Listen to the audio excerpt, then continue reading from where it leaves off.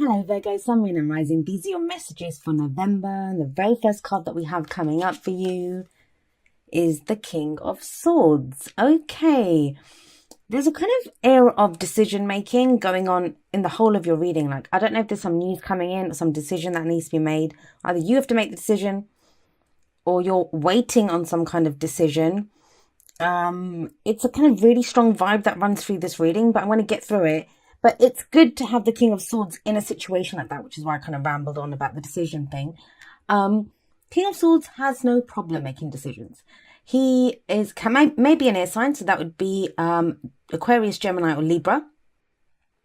Now, it's an underlying energy, so this would be someone very central to the role if it's not you. The King of Swords has gone through tremendous experiences. He has great knowledge.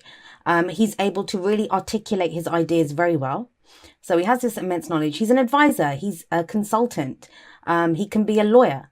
He is that kind of person that we go to for advice when we're in a sticky mess. So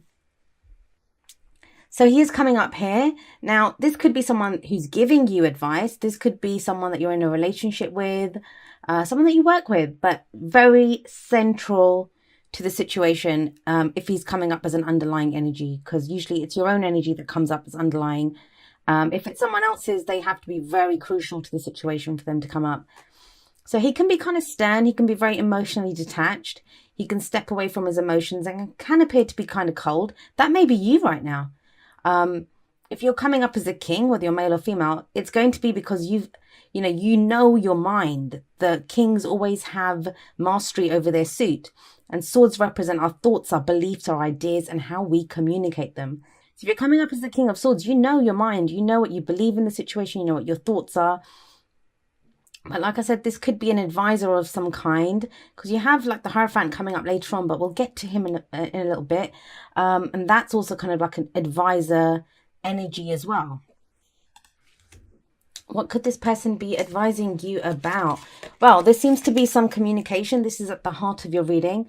We have the Eight of Wands coming up. Now, the Eight of Wands, I always say this, it can refer to messages back and forth, messages coming in, news coming in, shooting in, coming in very fast. This is very quick energy. You can imagine if those wands were actually flying through the air, they wouldn't just be like floating nicely through. They'd be dashing, flying through the air really fast, coming at you. That can be a little overwhelming when it comes at you that fast. This is very quick energy as well. So things pick up very fast. Things might be going really fast at this time. Now, this is not bad energy. It's an 8. So it's kind of stable, straightforward. You can see these are all information. So they're not a mess. Virgos will be happy about that. Trust me, I have a Virgo moon, so no judgment there. But what I'm getting with this is it's coming in very quickly, and that can be overwhelming. If you were standing there and these 8 wands were flying at you like that, that would be kind of overwhelming, to say the least. This is at the heart of your reading. You may get some news, you may get some information, there may be some communication either with a King of Swords type character, or that requires you to become this King of Swords character who's very decisive, understands what he needs to do, make a decision about it, draws on his knowledge. But don't be afraid to get advice. There's this kind of sense of needing maybe to get advice. The reason I say that is we have a lot of swords coming up here. We have the Three of Swords coming up as a past energy. Now, the Three of Swords, this is a card of heartache, grief, pain. This is, it's an awful card. Like I'm not even going to lie to you. It is an awful energy to come up in anyone's reading. Now, what's interesting about this deck, and I say interesting, it's gruesome, pretty gruesome really. Now, this, in other decks, especially in the Rider-Waite, this is usually a heart, right? But the heart here has a face on it. I actually like that in this deck, because what I always say about the Three of Swords, and it's depicted here really well, is that, look, she's awake. Like, even though the heart has a face, she's alive. And the heart is usually, and it depicts what I always say about the heart, that it's red, it's pumping, it's alive. So those swords have been in there a while. The heart's healed over it. This represents old issues that we have. And we don't realize they're there, and we always have them, right? These are the stories that we get told, whether it's about relationships, whether it's about how we get treated at work, whether it's about just how we get treated in life. We all have a story, and it usually comes from our childhood, then our dating history. It's the stories that we pick up. They're not even our stories a lot of the time. They're stories that we've picked up from other people. This represents that pain, that grief, that loss, and it always brings up an old issue. Now, whenever this card comes up, it's an opportunity to remove those swords once and for all. Whatever that story is, heal it. Understand that, so it can't happen to you again. Remove those swords once and for all, because you see them there. When that pain is hitting you, that's when we're able to remove those swords. Some of you may have done that. You may have worked through this, in which case there's been a time of healing for you. Some of you this might be getting triggered now. I mean, if it's coming up in the past, it looks like it's something from the past. Now, we have a great energy coming up in the present, which is why I think most of you have healed that, or you've moved on from there at least, because we have the Ace of Wands coming up in the present. Love this card. The aces are potential for new beginnings, and wands is passion, creativity, energy. This is new projects. This is new passion. This is excitement. This is enthusiasm. Either you're starting a new project now that, has got you all fired up. It's the beginning of a new cycle. There's so much promise when we have the aces, right? It's the beginning. Everything's fresh and new. It's like when you open the first page of the diary or the notebook, you don't know what's going to get written in there. So this is that energy. This is that energy of starting something new, having the excitement, the passion, that spark of just enthusiasm to get on with it. Now, for some of you, it's going to be, if you're in a relationship, it's going to be your spark, your passion for this King of Swords. Don't forget, I said that was Aquarius, Gemini. It could be Aquarius, Gemini, Libra, someone that has those kinds of characteristics. He could be like just an intellectual type, someone who you can't really get a read on his emotions. For others of you, you're starting a project, a new project, and this is either going to be legal advice, a consultant, an advisor, someone that I'm not really seeing business partnerships here, but I guess he could be someone that you're starting a project with, or you're having to be this way. But look at him. He's so stern.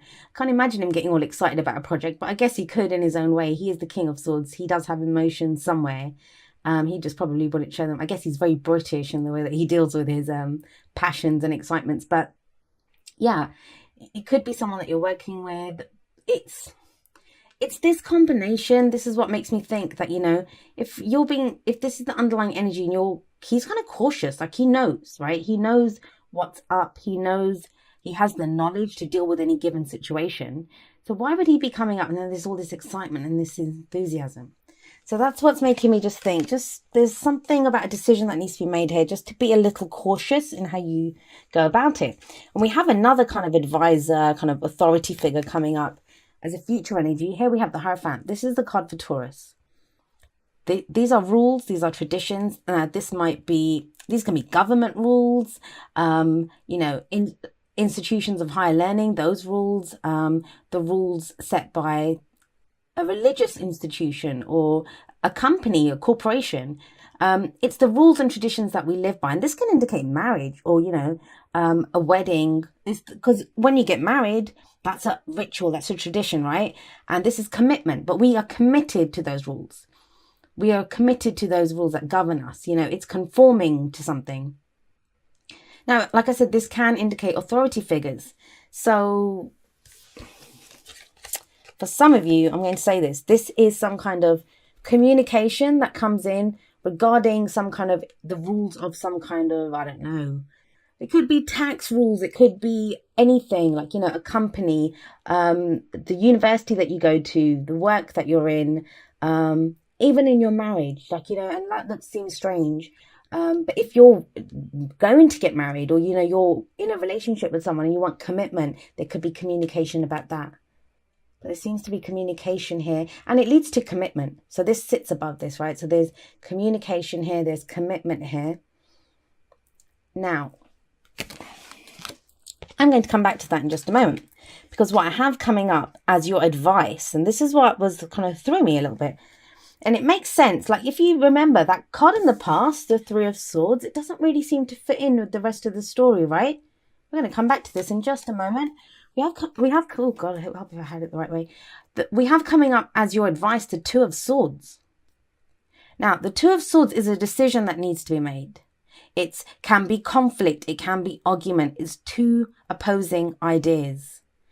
And if you see this person, they have their arms crossed in front of their chest, trying to keep the swords up. They're blindfolded. And this shows that, a decision needs to be made in this situation, because this situation can't go on forever. This status quo, it feels temporary. It feels temporary. And I feel like it stems from this. It stems from this heartache, this grief. Someone hurt you in the past, Virgo. Or pain was inflicted on you. You were triggered by something. I'm thinking it might be a relationship. It could be a relationship, but I mean, even for those, the only reason I'm kind of going off script a little bit, because I usually do kind of go more towards the relationship stuff, is we have the King of Swords, who can be an advisor, and we have the Hierophant there. This all indicates rules, traditions, where we might need to get advice from someone. Like if it's something to do with tax laws or something, you might need, usually I'd say the King of Pentacles is more the tax consultant guy, but the King of Swords, he knows, he has knowledge. There's information that comes in, some energy picks up. Now, there's a decision that needs to be made. But usually I would tell you, take off the blindfold, put down the swords, and go ahead and make that decision. I'm not getting that here. It's because of this card. And this is where, that as tarot card readers, we can't just go by textbooks. We have to go by what our intuition tells us about what the cards that come up. And I'm telling you, this is what I'm getting from this. It's okay not to make a decision, as long as you're aware that you're not making a decision. Get advice if you need to, speak to someone, but there's a reason for this. There's a reason for this. There's a reason. This is, like I said, a card for Taurus, which is a sister earth sign to you. Taurus is slow energy. It's earth energy, solid energy, stable energy. But see, if you're working, if you're with a union or something, make sure you have backing. It's kind of that. That's what the vibe I'm getting from this. And it seems to be around starting something new. Starting something new. And if it's a relationship, so if we're talking love and relationship, this person hurt you in the past. Or somebody did, right? And now all of a suddenly you've got a spark and you're feeling passionate and things are going great. I'm not saying it's all wrong. I'm not saying that the person's lying to you or anything. Because it does lead to, there is commitment coming in. This is solid. This is commitment. This is backing that we have. This is we conform to this. And if we conform to it, it's not just we're giving ourselves to it. We have the backing of that. We have to get stability from this.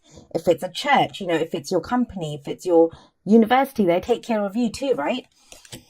But what's kind of getting me about this is this. I don't feel like, what could you possibly have to decide between this and this? That's what's getting me. We have this Two of Swords coming up, and because usually the advice is what gets you to the future. So it feels like you're not making a decision. Sorry I'm harping on about this, but I'm trying to explain it to you. Because usually what you'll see with the Two of Swords, all of us readers, and I usually say that myself, take the blindfold off, put down one of those swords, make a decision. But it's just the Three of Swords coming up in the past. Why would you go from a 3 to a 2? And you're aware of this. You're aware of this pain. It's not that you're not aware of it. You are very aware of this. Most of the times when the Three of Swords comes and goes, we just leave the swords, then we forget about it. I'm not getting that here. It feels like something new comes in with Wands. You wouldn't need the King of Swords energy as an underlying energy. So you're very aware of this. I think you're right to be cautious. Don't not make a decision at all. What I'm getting with the Hierophant, with the King of Swords, is that it does lead to commitment. It leads to something solid, but just take your time and get all the information that you need. There's a strong vibe of that coming in. Now, there's another reason that I said all that. We have a look at your oracle cards. Check out the first card that we got. And this is Romance Angel. So we get deception. Yeah. It says, someone is wearing a false self mask in this relationship. Now, this is not nefarious. This does not just have to be nefarious. We may wear masks for very many different reasons. I've got makeup on right now. That could be considered a mask, right? So I look a little better, polished up a little bit. We all do that. We all laugh a little harder at someone that we're trying to impress.